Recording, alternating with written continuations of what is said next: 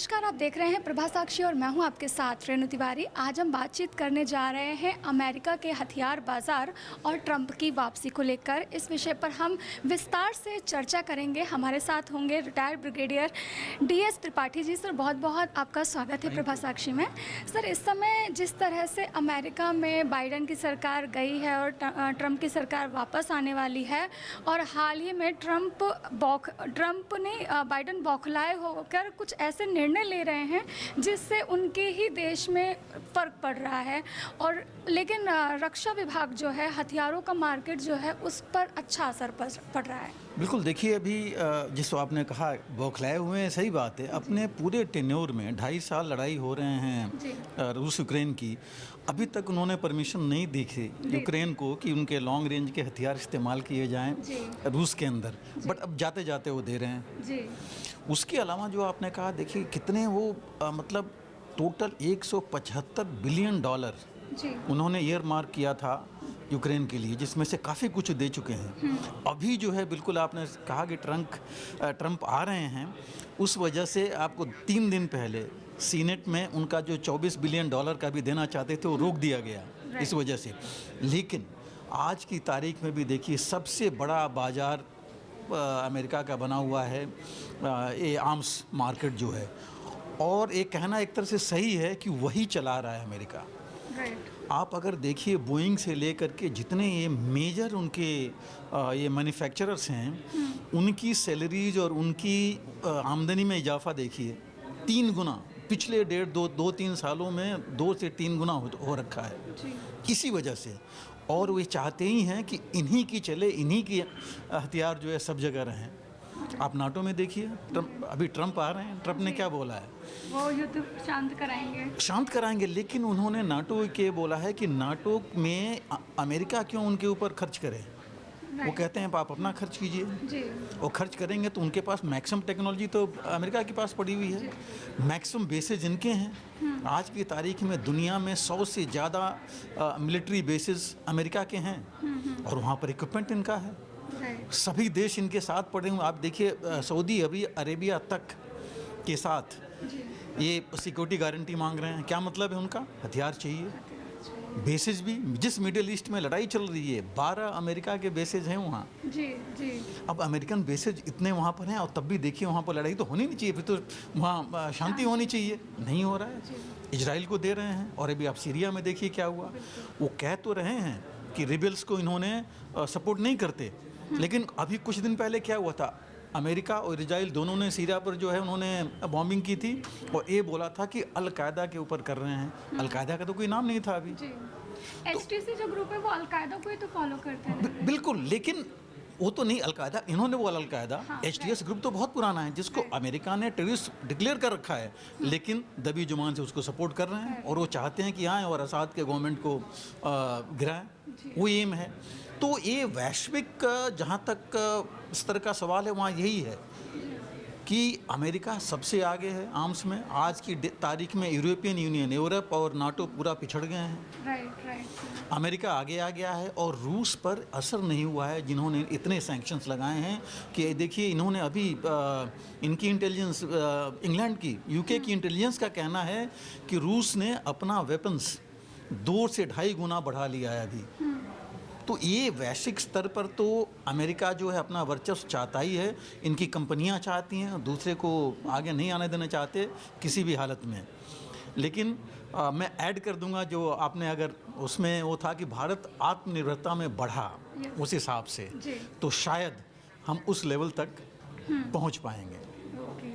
Sir, मैं इस समय एक चीज़ आपसे और जानना चाहूँगी कि जैसे आपने कहा कि ट्रंप अमेरिका ही सब कुछ रक्षा विभाग तरह चला, तो भी हाल फिलहाल में जो ट्रंप ने अब एक दावा किया है कि वो पुतिन से बात करेंगे और वो युद्ध को शांत कराएंगे, तो क्या मतलब ट्रंप आने के बाद भी वही चीज़ अपनाने वाले हैं जो बाइडन की सरकार अपने देश का? क्योंकि फर्स्ट ऑफ ऑल तो नेशनल इंटरेस्ट होता है ना हर सरकार के लिए। सर नहीं, बिल्कुल। ट्रंप ने देखिए, वो आए ही तो पहले भी आए थे, और अभी भी वो आए हैं अमेरिका फर्स्ट पॉलिसी पर।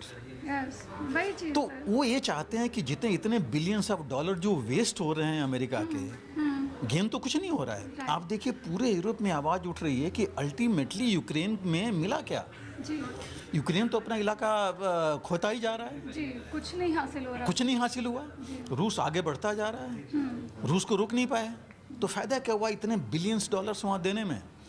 दूसरी सबसे बड़ी चीज़ है कि देखिए इनकी पैट्रियट मिसाइल, इनकी ATACMS जो मिसाइल्स थी जिनको ये कहा जा रहा था कि इनकी कोई काट नहीं है, उसको भी रूस मार गिरा रहा है। जी अभी आपने देखा 3 दिन पहले 7 ATACMS फायर किए थे, जिसमें 5 को मार गिराया, 2 ने वहाँ डैमेज किया उनका। इनके जो टैंक्स थे जो माने जा रहे थे कि उनकी कोई काट नहीं है, उन टैंक्स को इन्होंने डैमेज कर दिया। अब हालत ये हो रही है कि अगर ऐसे इनकी मिसाइल्स को और ऐसे वेपन्स जो कि बहुत ही समझे जाते हैं जिनका काट नहीं है, उनको अगर गिरा दिया रूस ने या उनका काट बना दिया तो आर्म्स मार्केट इनका डाउन हो जाएगा, पहली चीज़। दूसरी, ट्रंप सख्त खिलाफ हैं कि अमेरिका का पैसा ज़बरदस्ती बर्बाद हो।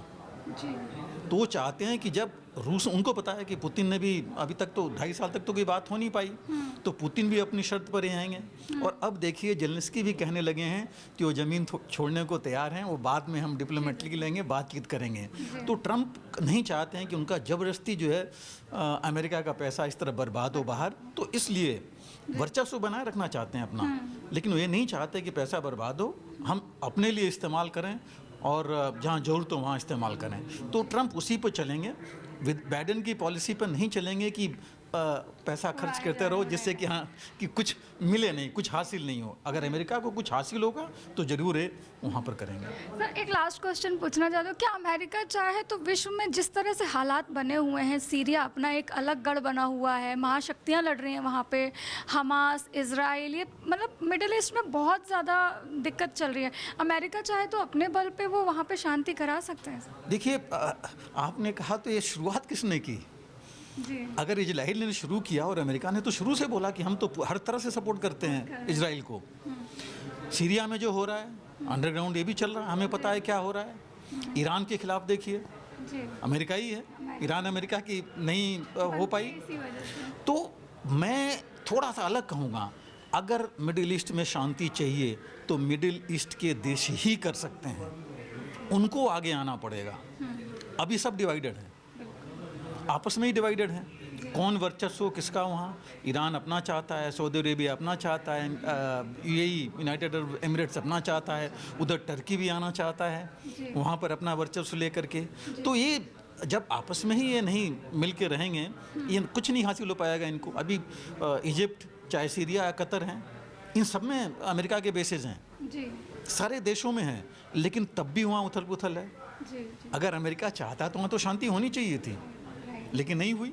जी अमेरिका अगर सपोर्ट कर रहा है इजराइल को भी, अगर चाहता अमेरिका तो ये बोल करके नहीं भी बातचीत करो, जैसे यूक्रेन पर प्रेशर पड़ा और जेलेंस्की मान गए, यहाँ भी होना चाहिए था, लेकिन वो नहीं हुआ। तो अमेरिका अगर चाहे तो हो तो सकता है, लेकिन क्या अमेरिका चाहेगा? क्योंकि अमेरिका के इंटरेस्ट में नहीं होगा कि अगर शांति हो गई तो वहाँ के देश अगर आगे बढ़ गए तो एक चैलेंज अमेरिका को मिल सकता है। और वो हथियार कहाँ बेचेगा? हर एक चीज़ जी कहीं भी, मैं मिडिल ईस्ट ही नहीं, मैं आगे भी बढ़ूँगा, किसी भी एशिया में ले लीजिए, अगर पूरी शांति हो गई तो फिर अमेरिका को कोई हासिल नहीं होगा। जी 1994 में रूस के पूरा तोड़ा किसने? अमेरिका ने, लेकिन फिर भी पुतिन आगे आ गए। अब जो है चैलेंज मिल रहा है, अब अमेरिका के लिए मुश्किल हो रहा है। जी तो बिल्कुल सही है कि अगर अमेरिका चाहे तो कर तो सकता है, लेकिन अभी चाह नहीं रहा है। जी सर, सर बहुत बहुत धन्यवाद आपका sir, you. Thank you so much. अगर आप भी लेना चाहते हैं देश दुनिया की तमाम जानकारी तो आज ही सब्सक्राइब करें हमारे चैनल को। साथ ही नीचे दिए बेल आइकन को जरूर दबाएं ताकि हर अपडेट आप तक पहुंच सके।